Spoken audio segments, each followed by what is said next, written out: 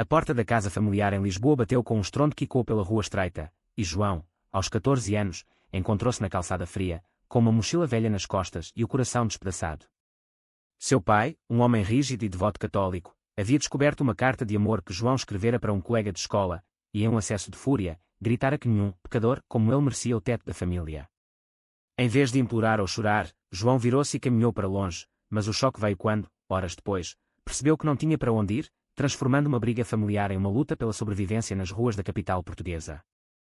João vagava pelas ruas de Alfama, o bairro antigo onde crescera, sentindo o peso da rejeição como uma âncora.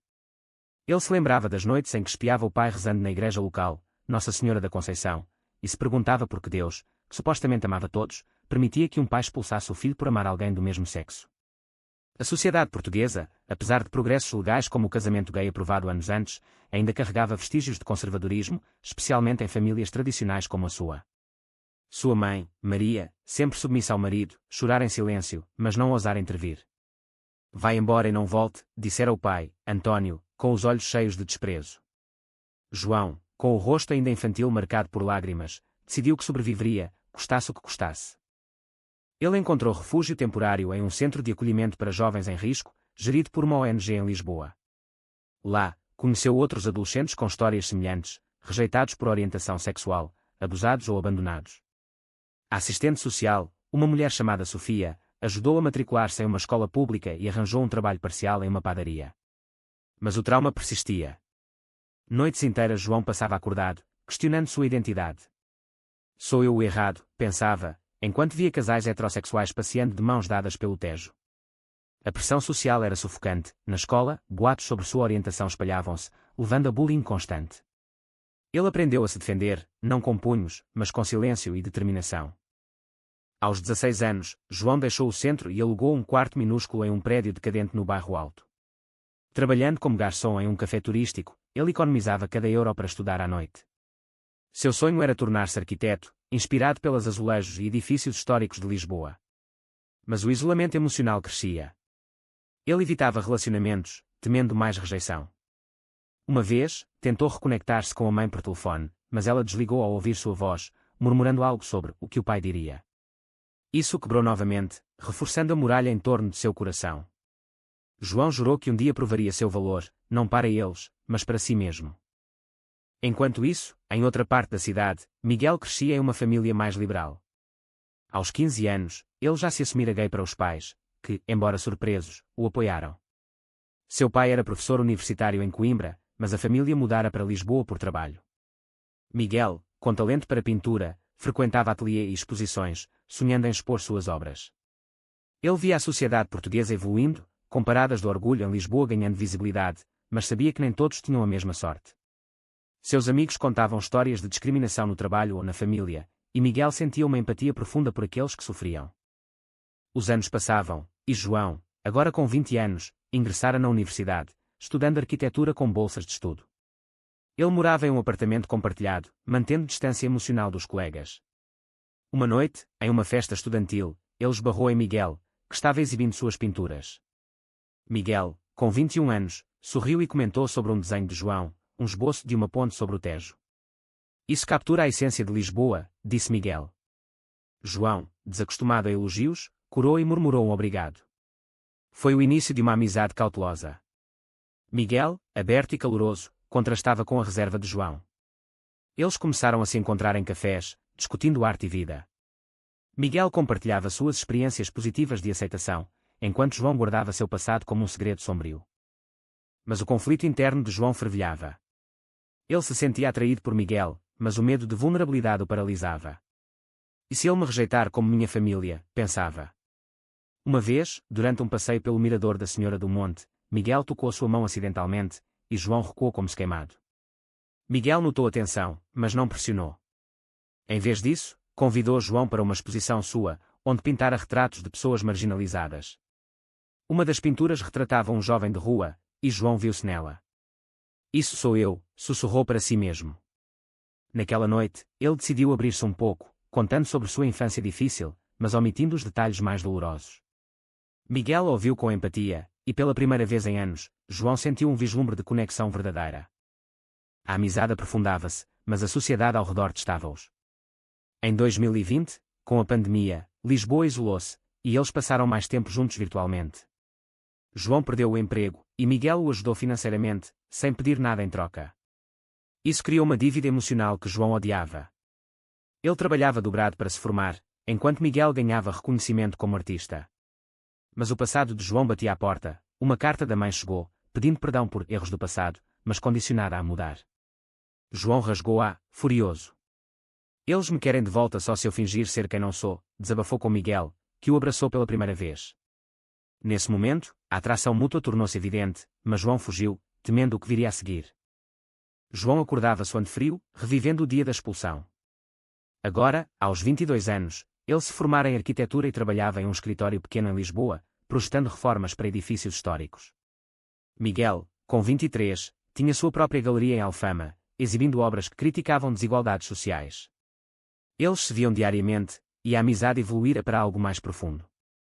Uma noite, sob as luzes do castelo de São Jorge, Miguel confessou: João, eu te amo. Não como amigo. João, paralisado, respondeu com um beijo impulsivo, selando o início de seu relacionamento.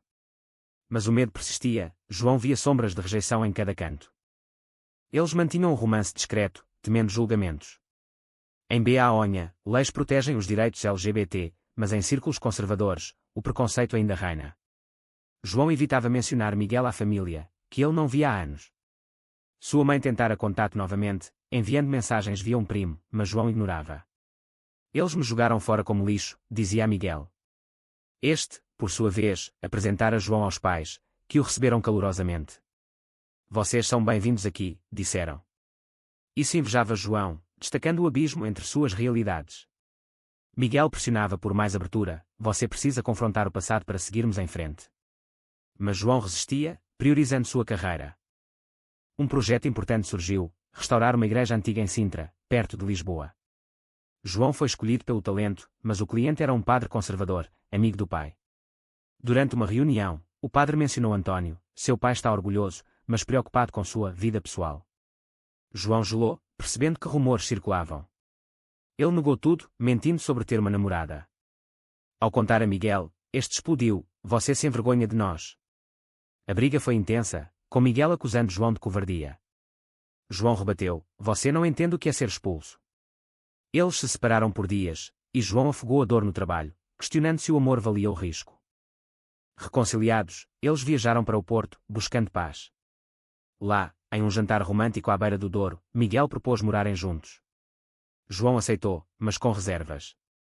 De volta a Lisboa, alugaram um apartamento no Chiado. A vida cotidiana revelava conflitos. João, meticuloso e defensivo, chocava com o otimismo de Miguel. Uma discussão sobre família escalou quando Miguel sugeriu convidar os pais de João para um jantar. Eles me odeiam, gritou João. Miguel retrucou: talvez tenham mudado. O ódio só te machuca. João saiu batendo a porta, vagando pelas ruas, relembrando a infância. Ele decidira: confrontaria o pai, mas em seus termos. Enquanto isso, a mãe de João, Maria, lutava com culpa. Aos 50 anos, ela via o marido envelhecer, rígido como sempre, mas a saúde dele declinava. Ela contatou João secretamente, implorando por uma reunião. Seu pai está doente, filho. Ele se arrepende. João, cético, marcou um encontro em um café neutro. Lá, Maria chorou, pedindo perdão. Eu falhei como mãe. João, emocionado, perguntou sobre o pai. Ele ainda acha que sou um erro. Maria hesitou. Ele quer te ver, mas... sem isso. Referindo-se à orientação de João.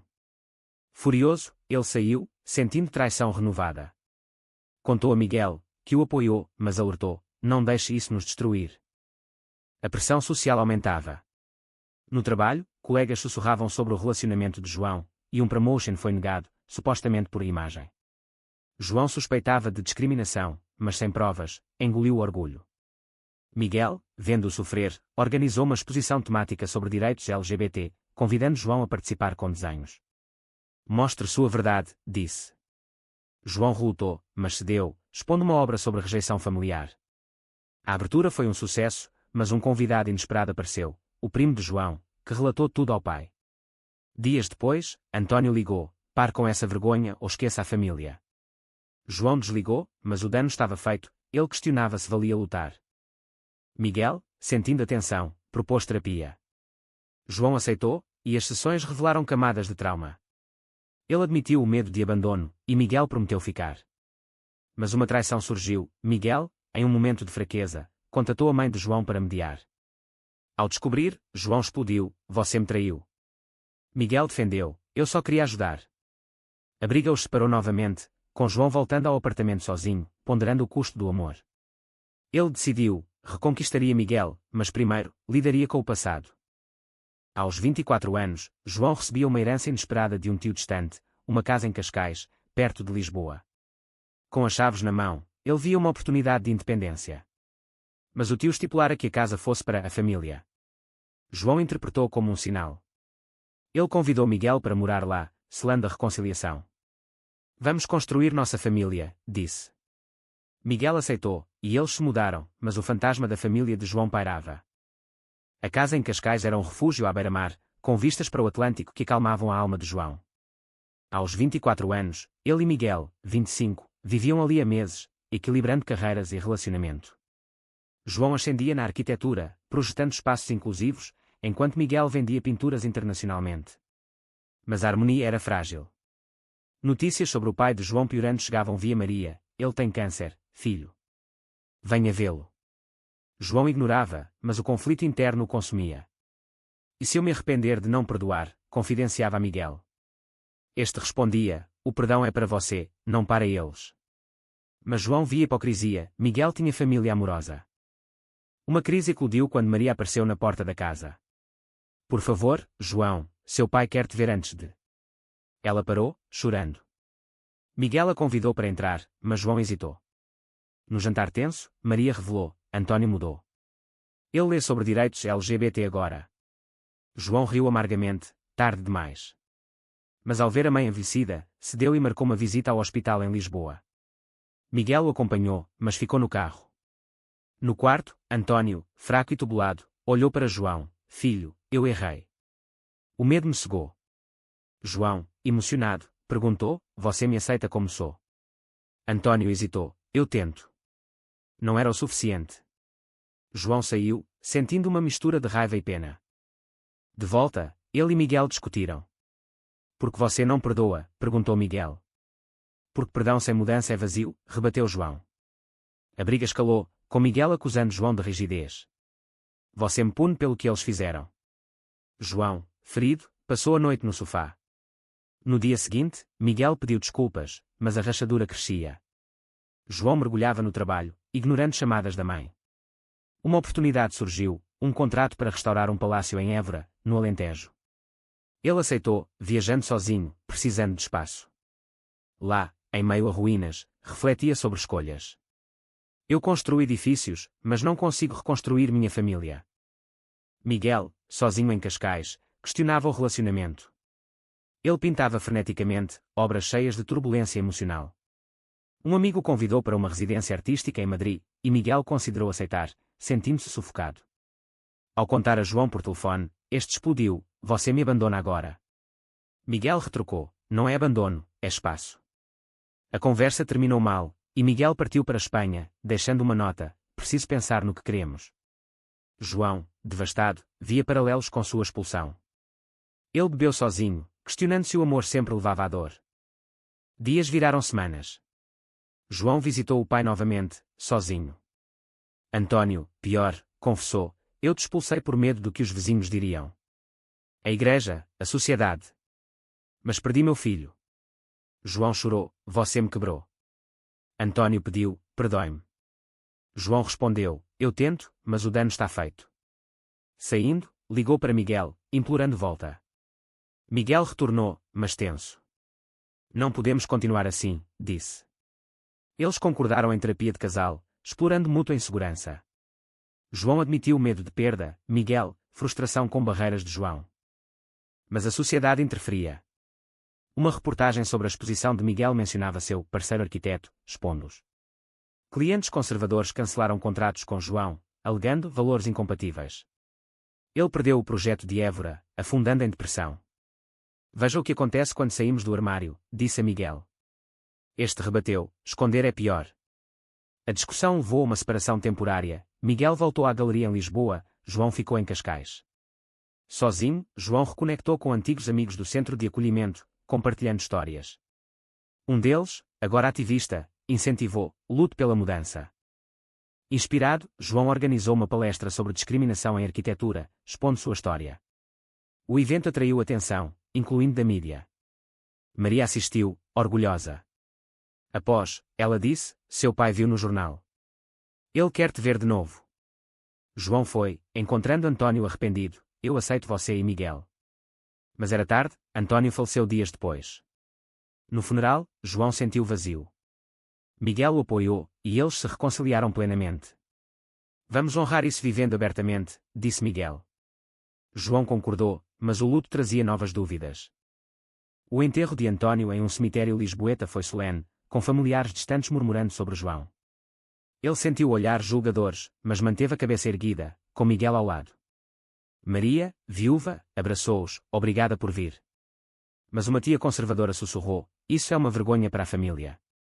João ignorou, mas o comentário reacendeu raiva. De volta a Cascais, ele e Miguel planejavam o futuro, casamento, talvez a adoção.